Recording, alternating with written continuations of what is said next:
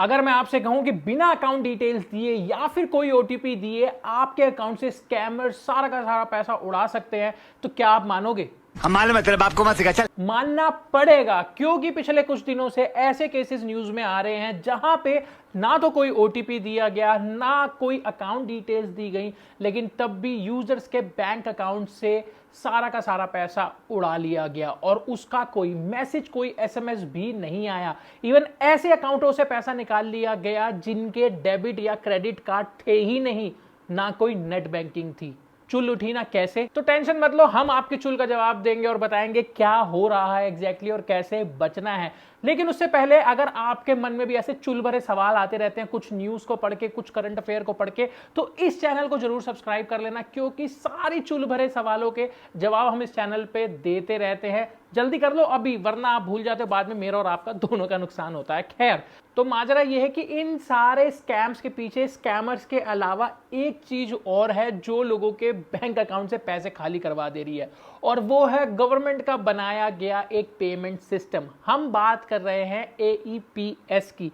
AEPS मतलब आधार enabled payment system. ये payment system बनाया गया था रूरल एरियाज के लिए, ऐसे लोगों के लिए जो लोग ज्यादा पढ़े लिखे नहीं हैं, जो लोग डेबिट कार्ड का इस्तेमाल नहीं कर सकते या फिर नेट बैंकिंग का इस्तेमाल नहीं करते, जिन एरियाज में बैंक भी बहुत ज्यादा दूर हैं, तो उन एरियाज के लिए ये सिस्टम जो है वो बनाया गया था। तो कहीं ना कहीं आपने ये जरूर लिखा हुआ पढ़ा होगा कि आधार कार्ड से पैसे निकलवाएं या फिर यहां पे आधार कार्ड से पैसे निकाले जाते हैं। तो होता एग्जैक्टली ये है कि आपके बायोमेट्रिक से जो आपने आधार बनवाते समय दिया था, इसके अलावा आपके आधार नंबर और आपके बैंक के नाम सिर्फ से आपके अकाउंट से पैसे निकाले जा सकते हैं। अब ये बहुत ही ज्यादा प्रोग्रेसिव स्टेप था सरकार की तरफ से उन लोगों को एनेबल करने के लिए जो लोग ज्यादा पढ़े लिखे नहीं हैं, डेबिट कार्ड, इंटरनेट बैंकिंग और ये बैंकिंग सिस्टम नहीं समझ सकते, तो ऐसे लोगों के लिए बनाया गया था ये एईपीएस। लेकिन आज इस एईपीएस की वजह से ही बहुत से लोगों के अकाउंट खाली होते जा रहे हैं, और एईपीएस के अंदर एनरोल करने के लिए कोई खास एलिजिबिलिटी की जरूरत है भी नहीं। बस इतनी सी एलिजिबिलिटी की जरूरत है कि आपका बैंक अकाउंट आपके आधार से जुड़ा हुआ आना चाहिए,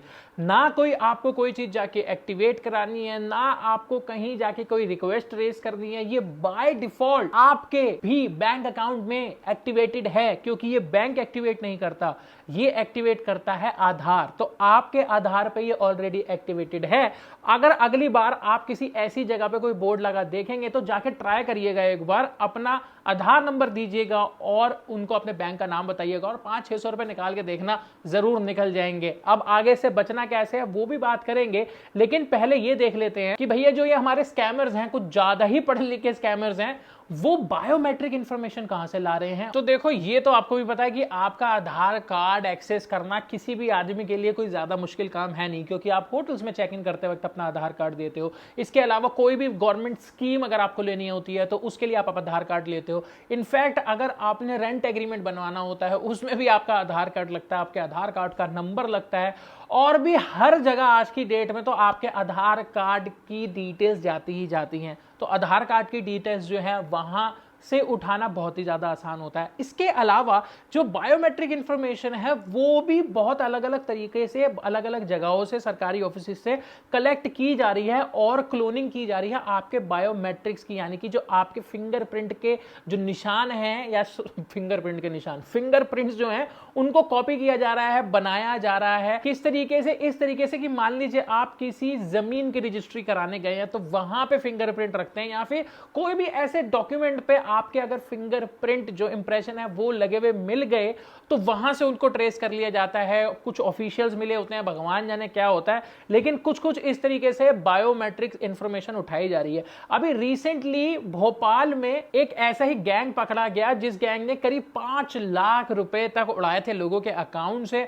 उनके पास बहुत सी ऐसी सामग्री मिली, यानी कि आधार कार्ड डिटेल्स मिली, 98 फिंगरप्रिंट क्लोन मिले, कुछ ऐसी मशीनें मिली जो कि आपके फिंगरप्रिंट को क्लोन करके वहां पे नकली उंगलियां सी भी बना सकते हैं, जिनके थ्रू बायोमेट्रिक्स किया जाता है और आपके अकाउंट से पैसे निकाले जाते हैं। कुछ ज्यादा बड़ा काम नहीं है, अगर आप भी यूट्यूब वीडियोस देख के सीखना चाहते हो तो सीख सकते हो। मतलब मैं आपको ये नहीं कह रहा हूं कि अब आप स्कैम करना शुरू कर दो, बस आपके पास फिंगरप्रिंट होना चाहिए इसके अलावा, और जेलेटिन टेम्परेचर मॉड्यूल के साथ 2-4 केमिकल और लगते हैं और बड़े आसानी से आप फिंगरप्रिंट क्लोन कर सकते हो। तो ये गैंग तो पकड़ा गया है, लेकिन ऐसे बहुत से गैंग अभी भी एक्टिव हैं और ऐसा हो सकता है कि जब आप ये वीडियो देख रहे हो तब आपकी कोई फिंगरप्रिंट क्लोन करके आपके आधार कार्ड से यानी कि आपके बैंक अकाउंट से पैसे निकालने की तैयारी में हो। तो सबसे बड़ा सवाल अब ये आता है कि भाई साहब इससे बचे कैसे। तो सबसे पहले तो भैया आपको अपने आधार कार्ड का ध्यान रखना शुरू करना होगा। कहीं भी किसी को भी आधार कार्ड नहीं दे देना है ये सोच के कि ये वोटर आईडी कार्ड है। आधार कार्ड आपके सारे बैंक से लिंक्ड है और जैसे मैंने आपको बताया AEPS सिस्टम